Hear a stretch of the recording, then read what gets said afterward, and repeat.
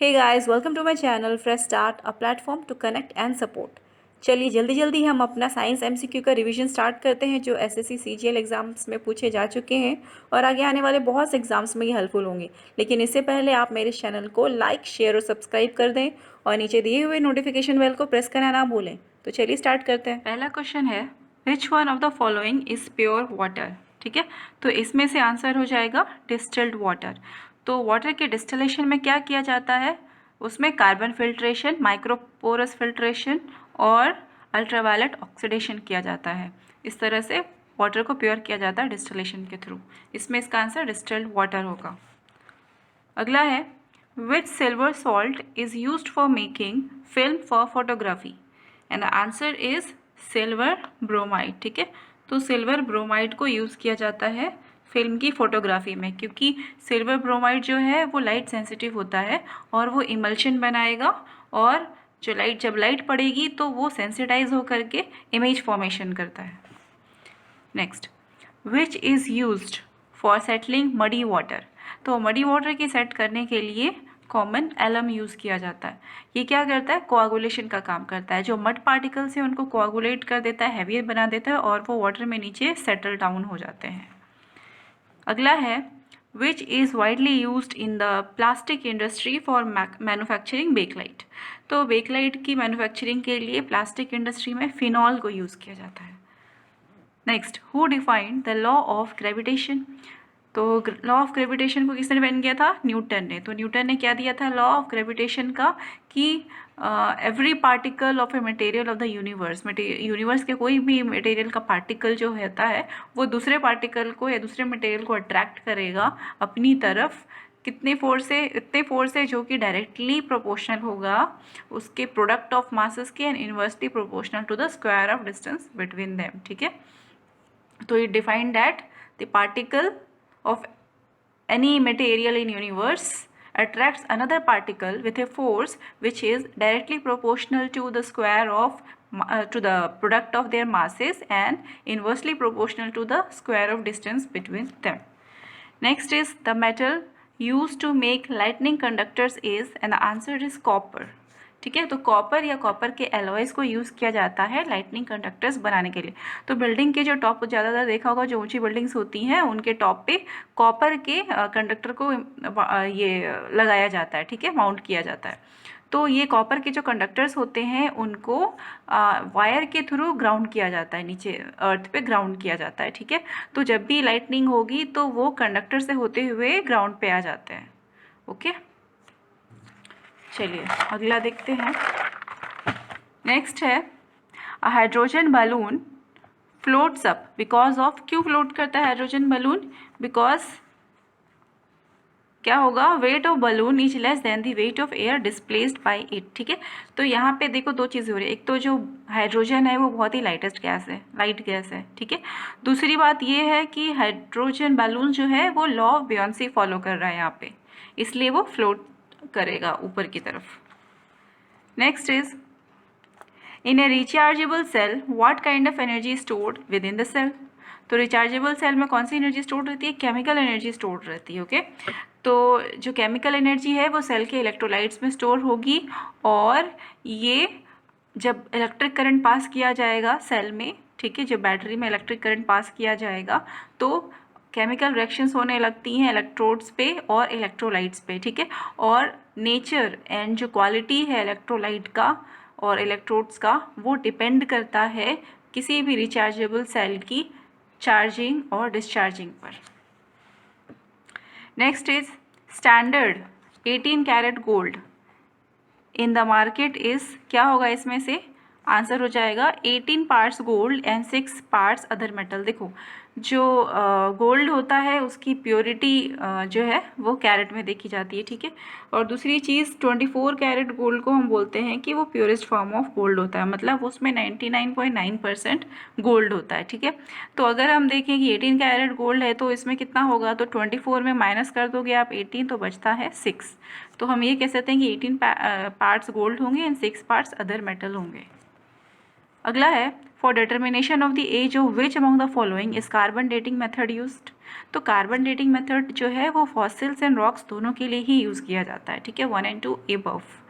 देखो carbon dating से fossils तो पता किया जा ही रहा है, रॉक्स कैसे पता किया जाता है, क्योंकि वो जो रॉक स्ट्रेटा है उसमें जो फॉसिल्स डिपोजिट हुए हैं तो उन फॉसिल्स के एज को निकाल करके कब कब के डिपोजिशन है वो निकाल करके रॉक्स की एज को भी डिटरमाइन किया जा सकता है, ठीक है, वो कंडीशन को डिटरमाइन किया जा सकता है डिपोजिशन का। तो इसमें 1 and 2 दोनों ही आंसर सही होंगे। अगला है a substance which readily forms colloid solution in contact with water is called, क्या बोलते हैं उसे, हाइड्रोफिलिक कोलाइड बोलते हैं। जिसकी एफिनिटी होती है टुवर्ड्स वाटर उसको फिलिक लगाया जाता है, जिसको रिपल्शन करता है उसको फोबिक लगाया जाता है। तो यहाँ पे हाइड्रोफिलिक होगा, hydrophilic colloid. Next is electron was discovered by, electron को किसने डिस्कवर किया था, जोसेफ थॉमसन ने डिस्कवर किया था। Next the first thermionic valve was invented by, किसने इन्वेंट किया था, जे.ए. फ्लेमिंग ने, ठीक है। तो इस थर्मैनिक वॉल को फ्लेमिंग वॉल भी कहा जाता है या वैक्यूम ट्यूब भी कहा जाता है। ये क्या करता था कि ये डिटेक्ट करता था रेडियो वेव्स को, जो अर्ली रेडियो वेव्स होते हैं, इस तरह से इलेक्ट्रोमैग्नेटिक का वायरलेस कम्युनिकेशन करने के लिए यूज़ किया जाता है। Next is the science dealing with the study of teeth is, क्या होगा आंसर, ओडोंटोलॉजी, ओके, ओडोंटोलॉजी कहा जाता है। Next when formaldehyde and potassium hydroxide are heated we get, क्या मिलेगा हमें, मिथाइल एल्कोहल। तो फॉर्मेल्डिहाइड को जब पोटेशियम हाइड्रोक्साइड से हीट करते हैं तो मिथाइल एल्कोहल और फॉर्मिक एसिड मिलता है, और इस रिएक्शन को क्या बोला जाता है, इस रिएक्शन को कैनिज़ारो रिएक्शन बोला जाता है। क्या, कैनिज़ारो रिएक्शन बोला जाता है, ठीक है। Next which one of the following acids is manufactured using sawdust, and the answer is oxalic acid। oxalic acid को sawdust से obtain किया जाता है और ये क्लीनिंग में और ब्लीचिंग में यूज़ होता है, ठीक है। Next the study of visceral organs is, visceral organs की स्टडी को स्प्लैक्नोलॉजी कहा जाता है। चलिए अगला देखते हैं। The branch of biology dealing with the study of cells is known as, क्या बोलेंगे इसे हम, साइटोलॉजी कहा जाता है। Next the study of extinct animals is called palaeontology, ठीक है। तो पैलियोंटोलॉजी क्या है, ये स्टडी ऑफ फॉसिल्स है, ठीक है, फॉसिल्स की स्टडी को पैलियोंटोलॉजी कहा जाता है। तो इसमें प्लांट फॉसिल्स और एनिमल फॉसिल्स दोनों ही आ जाएंगे। तो फॉसिल्स में मतलब कि उन स्ट्रक्चर्स, उनका स्ट्रक्चर और उनका इवोल्यूशन उसको स्टडी की जाती है, और साथ में उन रॉक स्ट्रेटा की भी स्टडी की जाती है जिसमें ये पाए गए थे, जिसमें ये मिले थे, तो उनकी भी एज को डिटरमाइन किया जाता है, कंडीशन ऑफ डिपोजिशन को डिटरमाइन किया जाता है, ये सब पैलियोंटोलॉजी के अंडर आता है। Next the medical term used for the sleeplessness is, क्या बोलेंगे इसे, इंसोम्निया कहते हैं। नींद नहीं आने जैसी कंडीशन होती है उसे इंसोम्निया कहते हैं। Next the enzyme that is present in the saliva of man is, answer is amylase, जिसे हम सलाइवरी अमाइलेज या टाइलिन कहते हैं, ठीक है। तो ये जो एंजाइम है ये हमारे माउथ के अंदर ही स्टार्च का डाइजेशन करना शुरू कर देता है। Next blood cancer is otherwise called as, blood cancer को ल्यूकेमिया कहते हैं। तो ल्यूकेमिया क्या है, ये एक एबनॉर्मल इंक्रीज होता है WBCs, इमेच्योर WBCs का, ठीक है। तो abnormal increase in the number of immature WBCs, जिसको ब्लास्ट भी कहते हैं। Next superconductors are those elements, कौन से एलिमेंट्स कहलाएंगे superconductors, whose resistance falls almost to zero at very low temperatures, जो बहुत ही लो टेम्परेचर पे उनका रेसिस्टेंस ऑलमोस्ट जीरो हो जाता है, उनको सुपर कंडक्टर्स कहा जाता है, ठीक है। चलिए अगला देखते हैं। अगला है suppose if we measure the time lapse between the two sunsets off by sitting in the beach, from this we can estimate, क्या हम पता कर सकते हैं, the radius of the earth, ठीक है। तो देखो आप रेडियस ऑफ दी अर्थ को कैसे पता कर सकते हो, अगर आप बीच पे हो, वहाँ पे सनसेट का टाइम है, ठीक है, तो आप पहले लेट जाओ, लेट करके आप सनसेट को ऑब्जर्व करो, उसका जो लास्ट पार्ट जब एंड होगा उस टाइम को मेज़र करो, स्टॉप वॉच की हेल्प से उस टाइम को मेज़र करो, और उसके बाद आप जैसे ही वो सेट होता है लास्ट पार्ट सन का, जैसे ही वो डूबता है वैसे ही क्विकली आप खड़े हो जाओ, फिर दोबारा सनसेट दिखाई देगा आपको उसी जगह पे जो उसका पार्ट थोड़ा बच गया था, और उसका जो लास्ट पार्ट फिर से जब एंड होगा, सेट होगा, तो फिर से इन दोनों के बीच का टाइम पीरियड को स्टॉप वॉच से कैलकुलेट करो, कितना टाइम पीरियड हुआ इनके बीच में, ठीक है। और उसके अलावा जो आपकी हाइट है, उन दोनों फिगर्स को, जो वैल्यूज़ हैं उन दोनों को यूज़ करके रेडियस ऑफ अर्थ को डिटरमाइन किया जा सकता है। Next, radio immuno assay RIA is a therapy use to, किस लिए यूज़ होता है? To detect antibodies and hormones present in blood samples, ठीक है। तो इसके जगह पे आजकल एलिसा भी यूज़ किया जाता है। क्या यूज़ किया जाता है? एलिसा भी यूज़ किया जाता है, एंजाइम लिंक्ड इम्यूनोसॉर्बेंट एसे।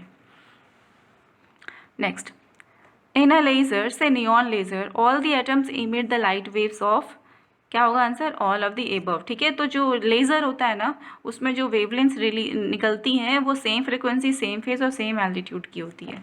ये याद रखिएगा, हमेशा सेम रहती है। नेक्स्ट है, which of the following has got more heat capacity, and answer is water, ठीक है, क्योंकि वाटर में क्या लेटेंट हीट ऑफ वेपोराइजेशन भी हो सकता है, ठीक है। तो वाटर में हीट कैपेसिटी सबसे ज़्यादा होती है। Next is, when concentrated H2SO4 is added to dry KNO3, brown fumes are evolved. These fumes are due to, answer is NO2, ठीक है। तो नाइट्रोजन डाइऑक्साइड, तो नाइट्रोजन डाइऑक्साइड के कारण ब्राउन फ्यूम्स दिखाई देती हैं। अगला है, the polymer used in making plastic crockery is, कौन सा पॉलीमर यूज़ किया जाएगा प्लास्टिक क्रॉकरी बनाने में? मेलेमाइन, ठीक है।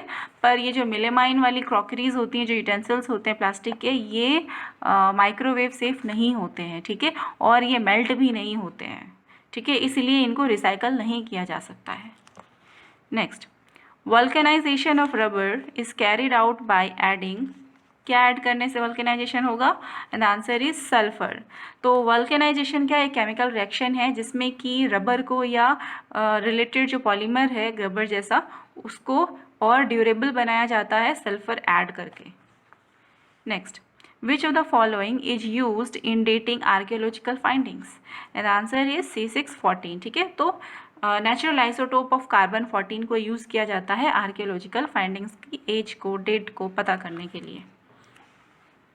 अगला देखते हैं, विच one of the following is not a true snake, and answer is glass snake, ठीक है। तो ग्लास स्नेक क्या है? नाम से लग रहा है कि ये स्नेक है, बट स्नेक नहीं है, ये रेप्टाइल्स की कैटेगरी में आता है। ये एक लिजर्ड है, ठीक है, जो कि स्नेक की तरह दिखता है, बट इसको डिफ्रेंशिएट कैसे करोगे? जब क्लोजली मॉनिटर किया जाता है उसको, मतलब उसके आईलिड्स जो होंगे वो मूवेबल होंगे और उसकी एक्सटर्नल ईयर ओपनिंग्स होगी, जो कि स्नेक्स में नहीं होता है।